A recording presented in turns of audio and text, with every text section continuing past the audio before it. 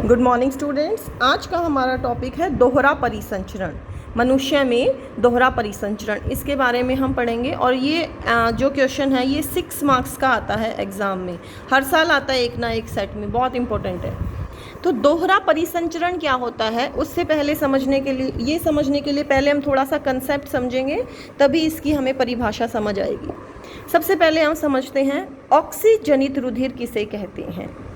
देखिए, जिस रुधिर में हीमोग्लोबिन के साथ, हीमोग्लोबिन क्या है, श्वसन वर्णक है, जो कि कार्बन डाइऑक्साइड तथा ऑक्सीजन गैस, जो हम ऑक्सीजन गैस हम सांस लेते हैं तो ऑक्सीजन गैस लेते हैं और छोड़ते हैं तो कार्बन डाइऑक्साइड गैस छोड़ते हैं। वो कैसे हमारे शरीर में वहन उसका किस प्रकार होता है, हीमोग्लोबिन जो पिगमेंट है हमारे शरीर में, इसे हम श्वसन वर्णक भी कहते हैं। जब इस हीमोग्लोबिन के साथ कार्बन डाइऑक्साइड जुड़ी हो, ठीक है, तो उसे हम कहते हैं विऑक्सीजनित रुधिर। और जब इस हीमोग्लोबिन के साथ ऑक्सीजन जुड़ी हो तो इसे हम कहते हैं ऑक्सीजनित रुधिर। तो समझते हैं इसकी परिभाषा। ऑक्सीजन प्रचुर रुधिर को ऑक्सीजनित रुधिर कहते हैं और कार्बन डाइऑक्साइड प्रचुर रुधिर को विऑक्सीजनित रुधिर कहते हैं। देखिए, ये इसका डायग्राम है, इसको समझते हैं हम। ये क्या है, फुफ्फुस कोशिकाएं। सबसे पहले ये हमारा हृदय 4 कोष्ठों से मिलके बना होता है। मानव हृदय में 4 कोष्ठ होते हैं, दायां अलिंद, दायां निलय, बायां अलिंद, बायां निलय। ये थोड़ा सा इसमें डायग्राम जो, क्योंकि हम इस तरीके से लेते हैं इसको, वैसे दायां राइट हैंड हमारा ये है, लेकिन क्योंकि यहाँ डायग्राम बना रखा है, जैसे मिरर में हमारी उल्टी इमेज शो होती है ना, तो ये हमारा जब हम इसी तरीके से डायग्राम ड्रॉ करेंगे तो ये दाईं तरफ होगी और ये बाईं तरफ होगी। कई बच्चे इसको उल्टा लिख देते हैं, वो कहते हैं मैडम ये दायां हाथ है तो यहाँ दाईं तरफ आएगी। नहीं, जैसे हमारी मिरर में इमेज शो होती है वो उल्टी होती है। तो ये दायां अलिंद है, ये दायां निलय है, ये बायां अलिंद, बायां निलय। ठीक है, तो कितने कोष्ठ होते हैं हमारे हृदय में, ये अलग से भी क्वेश्चन पूछ लेते हैं कई बार बोर्ड में। 1 नंबर में 4 कोष्ठ, 1 2 3 4 कोष्ठ होती हैं।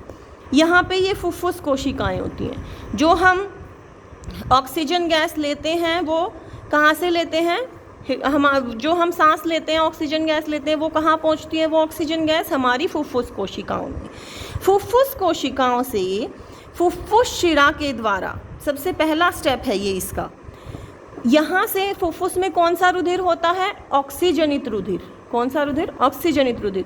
तो पहले स्टेप में देखिए, ऑक्सीजनित रुधिर फुफ्फुस से हृदय में बाईं ओर स्थित कोष्ठ बायां अलिंद में आता है। इस रुधिर को एकत्रित करते समय बायां अलिंद शिथिल रहता है।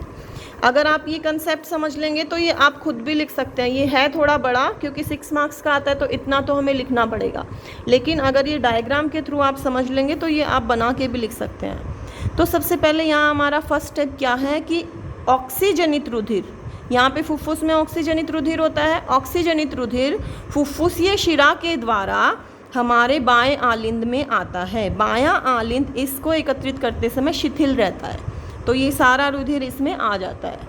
फर्स्ट स्टेप है ये। सेकंड स्टेप में क्या होता है, बायां अलिंद संकुचित होता है तथा बायां निलय फैलता है, जिससे रुधिर बायां निलय में स्थानांतरित हो जाता है। मतलब ये वाला जो है बायां अलिंद, ये तो सिकुड़ जाएगा, बायां अलिंद तो सिकुड़ जाएगा और ये फैल जाएगा, जिससे इसमें जितना भी रुधिर था वो नीचे आ जाएगा। तो ये हो गया स्टेप 2।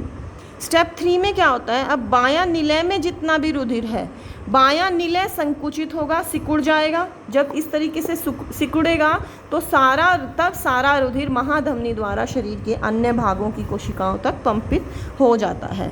देखिए, यहाँ से जब ये चीज़ सिकुड़ेगी तो ये सारा ब्लड बाहर जाएगा, बाहर जाके ये रुधिर ये कहाँ आ जाएगा, शरीर के अंगों की कोशिकाओं में। हमारे शरीर को ऑक्सीजन चाहिए, तो यहाँ से ऑक्सीजनित रुधिर जो है वो यहाँ हमारे शरीर की कोशिकाओं को मिल गया। आपको पता है हमारे शरीर की कोशिकाएं इस ऑक्सीजन को यूज़ कर लेती हैं और क्या छोड़ती हैं, carbon dioxide gas. Carbon dioxide gas हम छोड़ते हैं।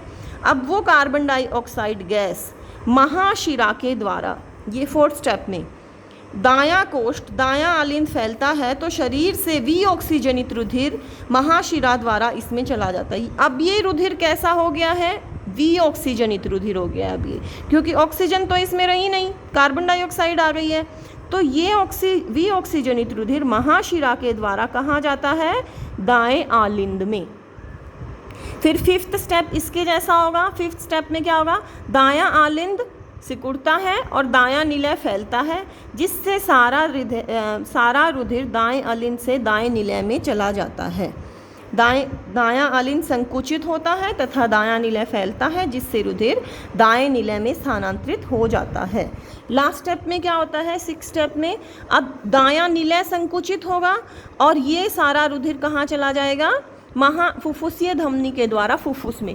अब ये फुफ्फुस में क्यों गया ये रुधिर, क्योंकि जो हमारा जो कार्बन डाइऑक्साइड गैस है इसे हम बाहर छोड़ देंगे और ऑक्सीजन गैस हम ले लेंगे, ठीक है। तो जो हम सांस लेते हैं वो हमारे फुफ्फुस से कनेक्ट होता है, फेफड़े जिसे हम बोलते हैं, ठीक है। तो इसमें ये 6 के 6 स्टेप आपने एज इट इज़ लिखने हैं और समझने हैं। एक बार फिर से हम रिवाइज करेंगे। अब यहाँ हम पहले दोहरे परिसंचरण की परिभाषा समझते हैं। अब आपको समझ आएगी ये परिभाषा कि इसको दोहरा परिसंचरण क्यों बोला।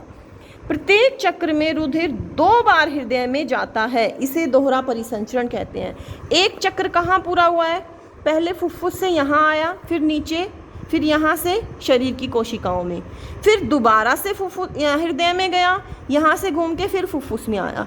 तो एक चक्र जब पूरा हुआ तो उसमें हृदय में रुधिर 2 बार गया, तो इसीलिए इसे हम दोहरा परिसंचरण बोलते हैं। क्योंकि वैसे देखो हृदय का काम क्या है हमारे शरीर में, हृदय केवल एक पंपिंग ऑर्गन है जिसका काम है केवल ब्लड को पंप करना। जैसे मोटर से हम ऊपर पानी चढ़ाते हैं ना, अगर ऊपर हमारी रखी है टंकी छत के ऊपर तो उसके लिए मोटर चलानी पड़ती है।